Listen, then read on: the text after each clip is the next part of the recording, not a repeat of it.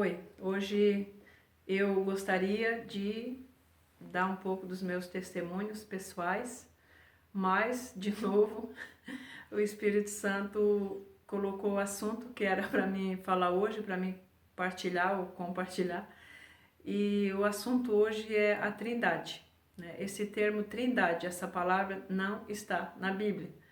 Então, por que se fala tanto a Trindade? Porque em algum ponto da história alguém precisou, quis explicar ou quis pregar, ou não sei como que surgiu, eu não fiz essa pesquisa, mas foi um intento de alguém mostrar que as três pessoas, a pessoa do Pai, a pessoa do Filho, a pessoa do Espírito Santo, são iguais. Espírito Santo é Deus, Jesus é Deus e Deus Pai é Deus. Então, na tentativa de se explicar esse fenômeno, não sei como é que a gente poderia usar a palavra, foi criado o termo Trindade. Por quê? Para se dizer que os três são um, né? Então, isso realmente, como o termo foi criado, né, não está na Bíblia, eu até já ouvi muitas discussões dizendo que isso é errado, porque a palavra realmente não está na Bíblia. A Bíblia não define a pessoa do Pai, a pessoa do Filho e a pessoa do Espírito Santo como Trindade, mas a realidade da Trindade, sim, isso está muito claro na Bíblia. Só que não entra na nossa cabecinha pequena, não tem como entrar. Então, eu tive, não que com algum exemplo que eu vou partilhar agora, eu creio que com isso eu vou explicar a Trindade, mas me ocorreu algo da natureza, né? E na carta de Paulo aos Romanos, ele fala que a natureza fala de Deus, né? Que as pessoas são indesculpáveis quando elas dizem que não creem em Deus, porque a própria natureza demonstra o caráter e a pessoa de Deus. Então tem uma coisa, por exemplo, a água, nós podemos experimentar a água de três maneiras diferentes. Eu trouxe aqui, por exemplo, algumas imagens, queria mostrar essa imagem aqui para vocês. Isso aqui é um rio, claro, mas o que eu estou querendo mostrar aqui é a água no estado líquido, né? A gente vai ver que aqui nessa água é estado líquido. Aqui eu tenho uma outra imagem que é uma nuvem. Eu acho que aí dá para ver, não sei se muito claro, mas essa nuvem é água, né, em estado gasoso. E depois eu tenho aqui uma terceira imagem, que são pedras de gelo. E esse gelo é água, em estado sólido. E o que acontece? Então, das três formas como essa água tá se manifestando para nós, digamos assim, nas três coisas tem, por exemplo, no estado sólido, o gelo está ali, não dá para separar.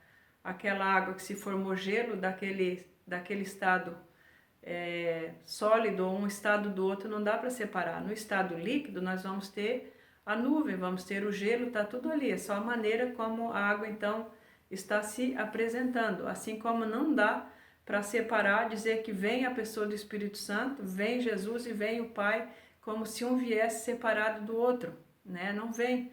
Na pessoa do Espírito Santo está a pessoa do Pai e está a pessoa do Espírito, a pessoa de Jesus. E ao contrário também, porque Jesus disse, as palavras que eu estou falando para vocês são Espírito e são vida, né? E quando Jesus se referia ao Pai, o Pai estava nele no Espírito, porque ele veio e se tornou um homem igualzinho uma pessoa, né? Igualzinho a todos nós, sem diferença nenhuma, 100% homem. E a maneira como o Pai estava em Cristo era no Espírito.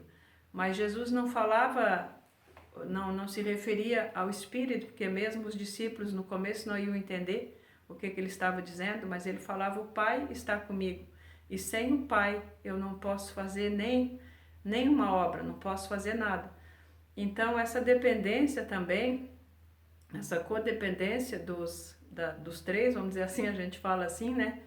É também algo muito tremendo, porque o Espírito nada faz sem a palavra, sem Cristo. Sem a expressão da palavra, o Espírito não tem como agir sem o Verbo. E Jesus nada podia fazer sem o Espírito, porque era como se ele falasse É como se, por exemplo, eu falasse e as minhas palavras não tivessem som. Vocês iam só ver a articulação dos meus lábios, mas não iam ouvir o que eu estava falando. E assim é Jesus falando no céu sem a expressão do Espírito, ninguém vai entender. Nós podíamos ler a Bíblia, né? E entrar só no nosso entendimento como um outro livro qualquer, mas essas palavras não teriam poder, não teriam ação sem a pessoa do Espírito Santo. E o Pai, nós precisamos também conhecer Deus como Pai, porque Ele tem uma expressão diferente da expressão do Filho. Então são essas expressões da pessoa de Deus Pai, da pessoa de Deus Filho e da pessoa do Espírito Santo que nós experimentamos, mas as três pessoas são a mesma e são uma só. Assim como nessa nuvem aqui, a água está ali. É só derreter a nuvem e nós vamos ter a água em estado líquido. E depois, se gelar essa água, nós vamos ter água em estado sólido. Mas não dá para separar, né? Não dá para, por exemplo, pegar essa pedra de gelo aqui e dizer aqui não tem uma nuvem. Tem.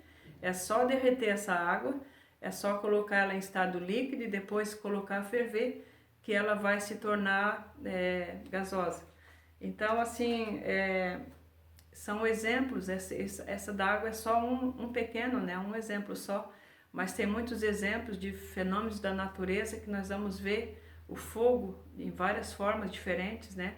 O ar em vento forte, enfim, são muitos exemplos. E assim não se pode separar a pessoa do Pai, a pessoa do Filho e a pessoa do Espírito Santo. E quando nós entendemos que o Espírito Santo é Deus e que nós temos um Deus morando dentro de nós, é muito tremendo isso. E é tão tremendo que a nossa tendência é nos esquecermos, né? Esquecermos que Deus, na sua imensa sabedoria, encontrou uma maneira de vir morar conosco, morar no nosso espírito. Quando o rei Davi quis fazer um templo, teve a ideia de fazer uma casa para Deus, o próprio Deus perguntou para ele: Davi, como é que tu imagina esse negócio, né? Como é que tu pensa que eu vou vir morar nessa casa se nem os céus dos céus podem me conter? Como é que eu vou caber dentro da casa que tu vai fazer para mim? Se a gente imaginar o templo de Salomão, o templo que Davi projetou é bem maior, né? Que o nosso espírito, que a habitação que nós temos para oferecer para Deus era muito maior. Agora imagina nós, né? Então Deus, Davi realmente não imaginava, ele não sabia, né? Eu creio que ele não respondeu, ele deve ter deixado passar essa e não respondeu para Deus.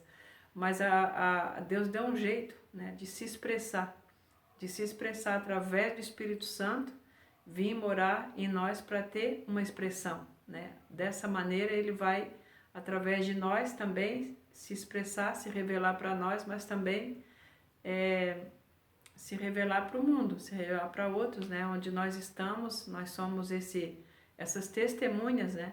Eu vou falar isso num próximo vídeo, que Jesus disse: e recebereis poder depois que tiver descido sobre vocês o Espírito Santo.